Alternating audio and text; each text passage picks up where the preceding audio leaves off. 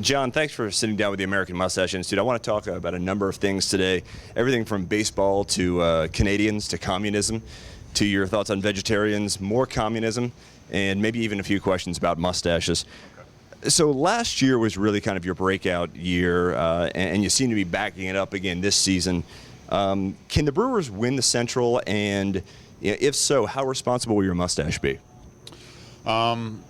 Well, we'll go with the latter first. My mustache has been pretty responsible so far, I feel, ever since I was called up last season in May. I've had it ever since then during the season. So it's definitely a big contribution, I think, to this team and to the NL Central, and especially to the Brewers, and potentially winning the Central this year. So I can only imagine that you felt the love of the mustached American community in Milwaukee, but did you seek Raleigh Finger's blessings before growing that dapper lower nose forest?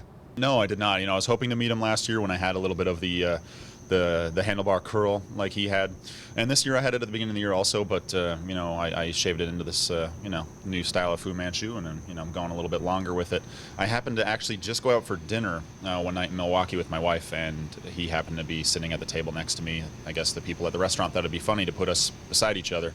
And I happened to just shave this Fu Man in, and he looked at me and said, "What happened to the handlebar?" And all I could do was put my head down in shame. I was a little sad. You've been asked quite a bit about Francisco Rodriguez since the trade, and you seem to have kind of taken very well to his acquisition, and you seem very comfortable with your role on the team.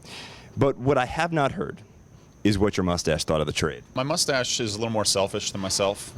We've been working on it. It's been, over a year of a process. We've been working on it. I even had to punish him during the off season. I shaved him off just to show him who's boss. But he was good with it. Everything that I agree with, he has to agree with. So he's here, and he's here to stay. So, I was excited about it. So obviously he had to be excited about it too.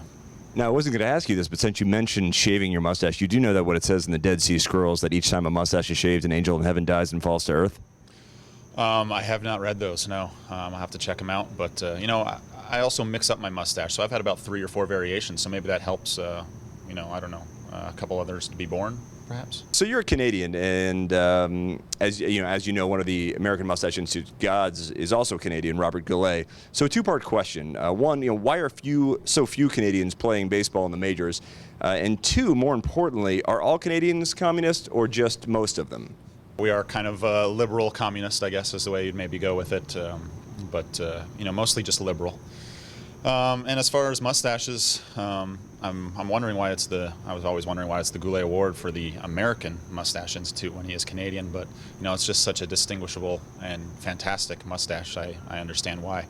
Yeah, he really defined himself as a legend of American entertainment. So and also we had a very close relationship with him, and when he passed near Halloween a few years ago, we felt that it made a lot of sense to really honor his legend with that award. That's perfect. A lot of us Canadians have to make a name for ourselves down here. We have to get out of the liberal communist country of Canada and get ourselves down here and get a name for ourselves. So I think that's probably pretty accurate for Robert Goulet himself as well. What was the other half of that question I missed? Oh, why there's so few Canadian ball players in the major leagues? We do baseball as a summer sport. Mostly curling, a little bit of hockey, a lot of lacrosse. But baseball is just kind of in between those 3 winter sports. We try and carry those over into the summer as well. And, baseball is just kind of, keeping everything in shape. And I just turned out to be better at baseball than the other 3. All right, so speaking of communism, we like to play a little game called Communist or Not. So I'm going to say a term, and I'd like your perspective on whether you think it's communist. Vegans. Communist. Of course. Men who own cats. Ooh, communist. Justin Bieber. Liberal communist. The mustache-free jaw cushion of Pirates reliever Joel Hanrahan. Not communist. I might disagree with you on that one. And then finally, the Easter Bunny. Not communist, no. You're probably right.